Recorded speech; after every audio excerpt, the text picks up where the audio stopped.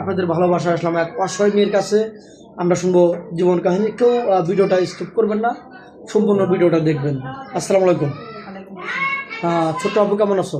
আলহামদুলিল্লাহ ভালো আছি। আপনি কেমন আছেন? আল্লাহ তাআলা খুব ভালো লাগছে। যাই হোক, তোমার নামটা কি জানতে পারি? আমার নাম স্বপ্ন। স্বপ্না। যাই হোক, অনেক কিউট নাম। তোমার নামের সাথে তোমার চেহারার সাথে, ফেসের সাথে অনেকটাই মিল আছে। তো যাই হোক, তোমার ফ্যামিলিতে কে কে আছেন? আমি আর আমার 4 বোন। তোমার 4 বোন আর তুমি, এর 4টে বোনের কথা বললাম। ফ্যামিলিতে বাপ মা? আমার মা আর আমার 4 বোন। আচ্ছা আচ্ছা, বাবা নাই তো? আগের ভিডিওতে বলছো বাবা চলে গেছেন তোমাদেরকে নিঃস্ব করে দিয়ে। বাবার কথা মনে পড়ে না? মনে পড়লে কি করব? অনেক খারাপ লাগে। জি। ও, কাউকে ডাকতে পারো না তো, খারাপ লাগারই বিষয়।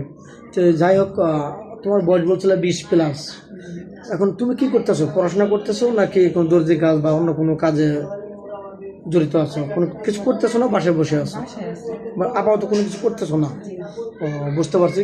তোমার এই ভিডিও দেখে হয়তো কারো ওয়াইফ আছে বা তার অর্থ সম্পদ আছে, তোমাকে বিয়ে করবেন না, একটা চাকরি দিতে চাইলেন, বাসা বাড়িতে কাজ করাবেন, তুমি কি করতে ইচ্ছুক না আসলে বিয়ে করতে চাচ্ছ? তোমার আম্মার বোঝাটা হালকা করতে চাচ্ছ? বিয়ে করতে চাইতেছি। বিয়ে করতে চাইতেছো না? আচ্ছা, এমনও প্রবাসী ভাই আছে, তার একটা ছেলে সন্তান বা মেয়ে সন্তান হোক, একটা বাচ্চা আছে 3-4 বছর, তার ওয়াইফ সর্বশান্ত করে তাকে ছেড়ে চলে গেছে।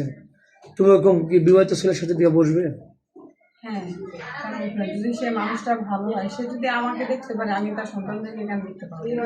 আবার পরে তো সন্তানদেরকে মানে কোনো অত্যাচার, কোনো করবে না তো, মানে অত্যাচার করবে না তো বাচ্চাদের? না, বাচ্চাদের মধ্যে চেষ্টা থাকে, বাচ্চাদেরকে কেন অত্যাচার করতে পারে? হয়তো পরে ভাবতে পারো যে আমি অবিবাহিত মেয়ে বিবাহিত পুরুষের সাথে বিয়ে বসলাম, এগুলো তো